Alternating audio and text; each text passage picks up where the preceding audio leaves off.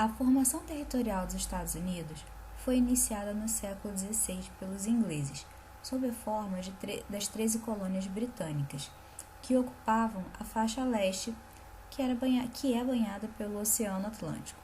Isso porque os espanhóis já vinham ocupando a porção sul do território e os franceses o vale do rio Mississippi. Essas 13 colônias apresentavam características bem diferentes entre si. As colônias do sul eram mais dependentes da Inglaterra, pois produziam e forneciam alimentos, de certa forma, eram exploradas. As propriedades eram de grandes propriedades rurais e utilizavam a mão de obra escrava. Já as colônias do norte eram mais autônomas e a produção abastecia necessariamente as necessidades do mercado interno. Somente quando estabeleceram um comércio com outras áreas, tanto na América quanto para a Inglaterra, passaram a gerar uma renda e a população, embora as propriedades fossem pequenas e médias e a mão de obra familiar, começaram a ter um lucro bem maior.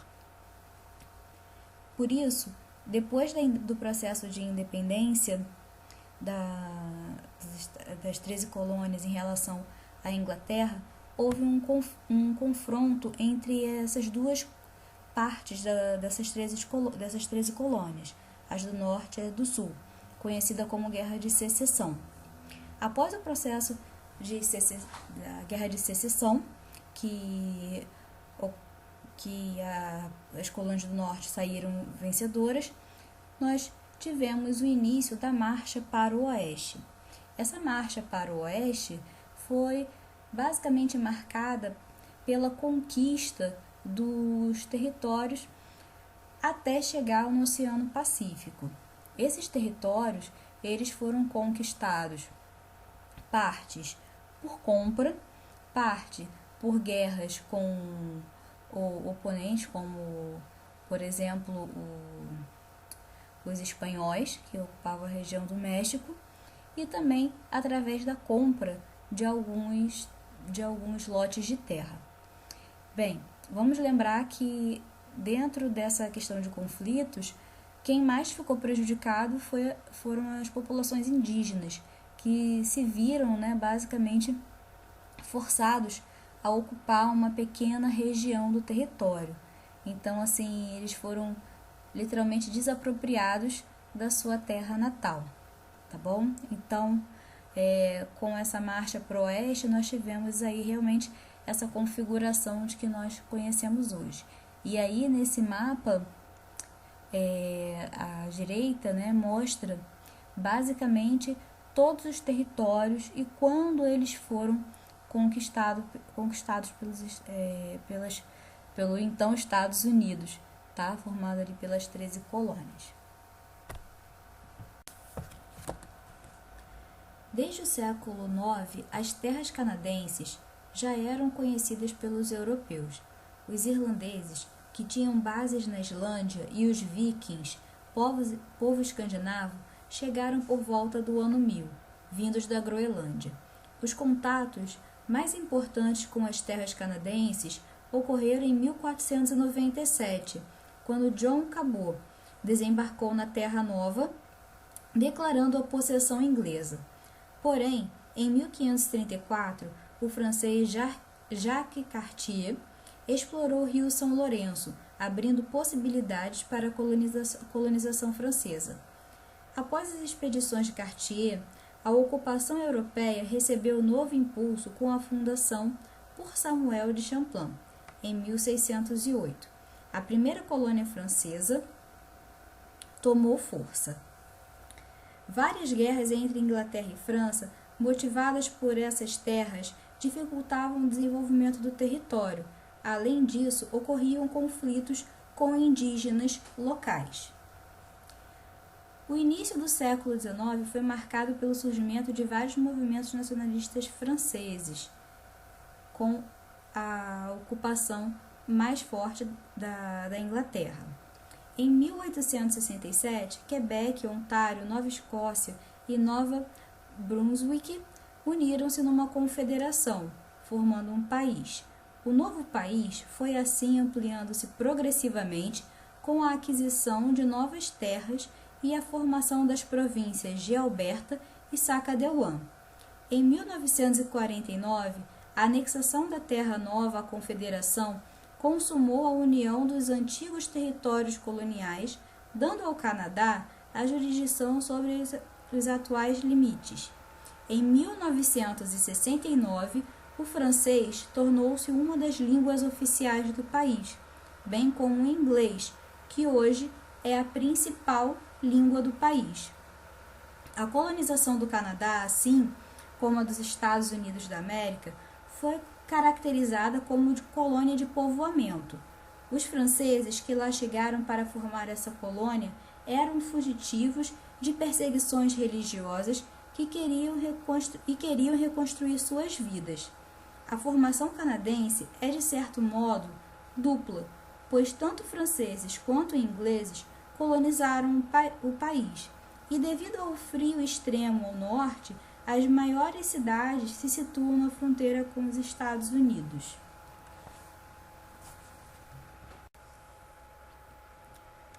Como vocês podem perceber, nós temos aqui o mapa do Índice de Desenvolvimento Humano das Américas. Quanto mais claro, menor o desenvolvimento humano. Quanto mais escuro no mapa, maior o Índice de Desenvolvimento Humano, ou seja, melhora a qualidade de vida, melhora o acesso à educação, maior a expectativa de vida e maior renda por pessoa, tá bom? Como vocês podem ver, na América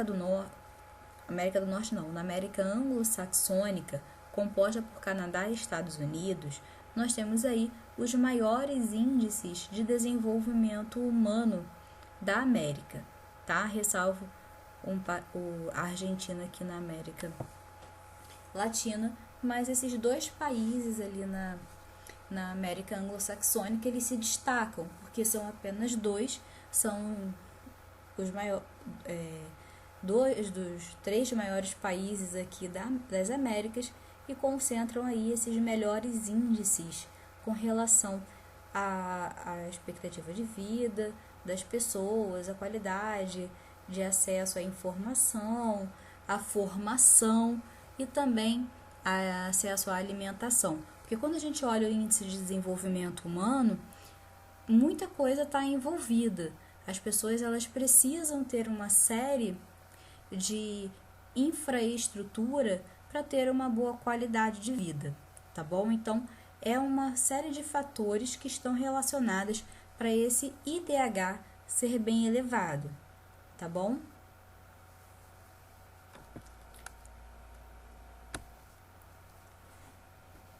Lembrando que na América, esses fatores eles estão muito relacionados à questão da colonização, que na América anglo-saxônica nós tivemos a colonização de povoamento, o que beneficiou essa dinâmica da população ter uma melhor infraestrutura, e na América Latina, por passar por uma colonização de exploração, nós tivemos ali graves problemas, como a concentração de renda, alta desigualdade social, que vai gerar aí, dificuldade de acesso à riqueza, à alimentação, baixos salários. Nós vamos ter até outras consequências disso, tá? Como a subnutrição, nós vamos ter problemas de violência e vários outros problemas relacionados a esse subdesenvolvimento, a essa exploração por muitos anos.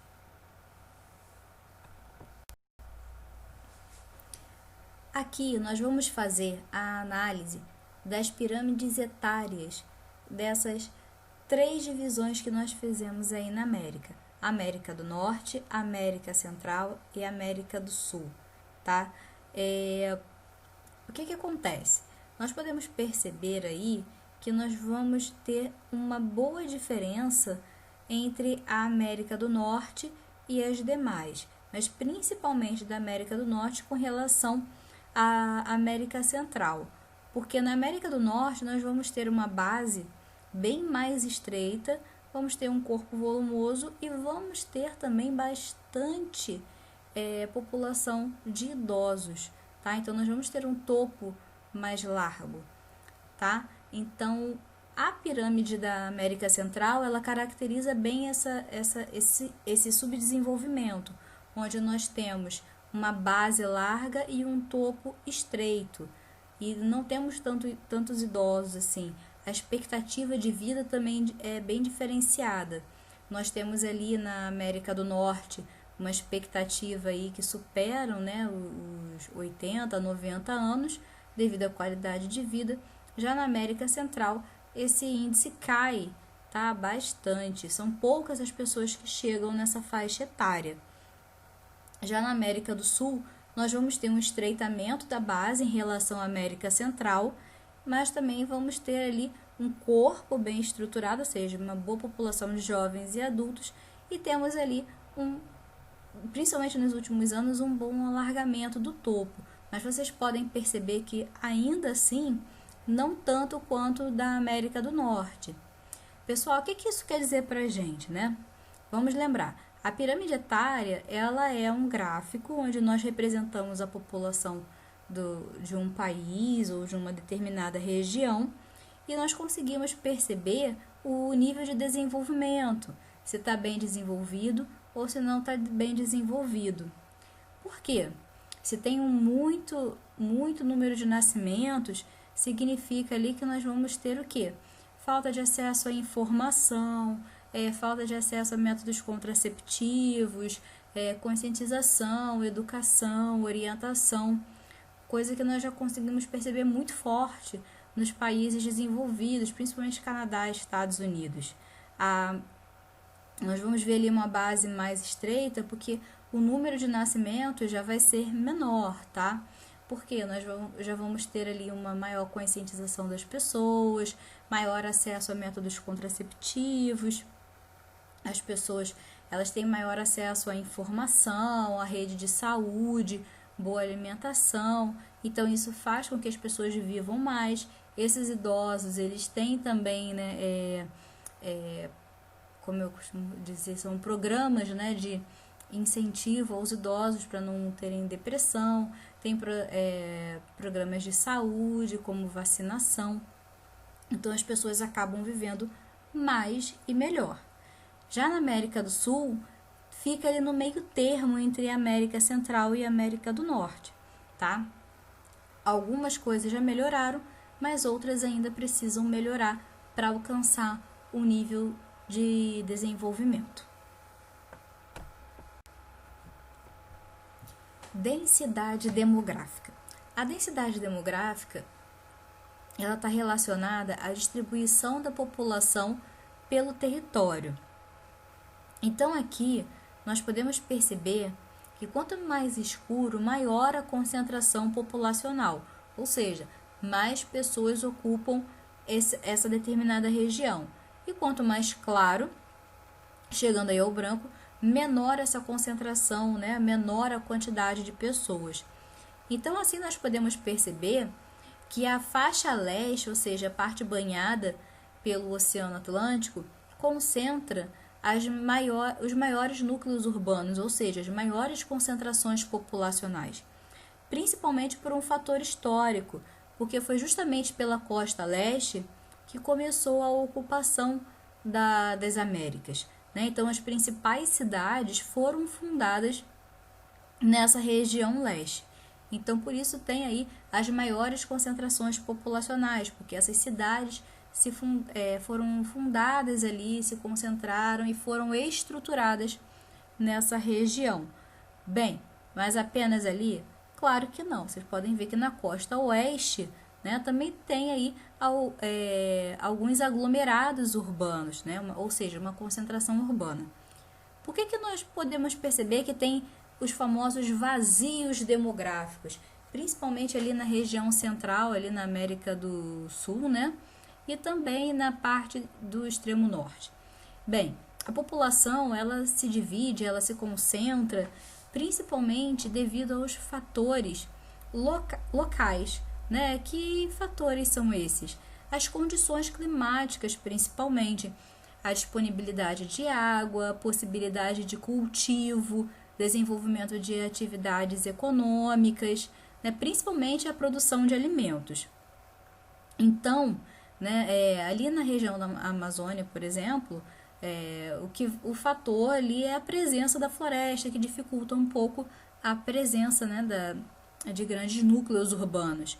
Já no extremo norte, né, onde nós temos ali o Canadá e também o Alasca, que pertence aos Estados Unidos, aí já tem a ver com a rigorosidade do clima, né, um clima polar, fica a maior parte do ano congelada, se duvidar o ano inteiro. Então é muito difícil você produzir, você viver numa região dessa. Então as pessoas acabam não ocupando essa região. Assim como ali na região central, né, que acaba sendo no Brasil também, na América do Sul, que nós temos ali a presença de uma presença desértica, assim como no meio dos Estados Unidos também. Então isso dificulta a ocupação. Por quê?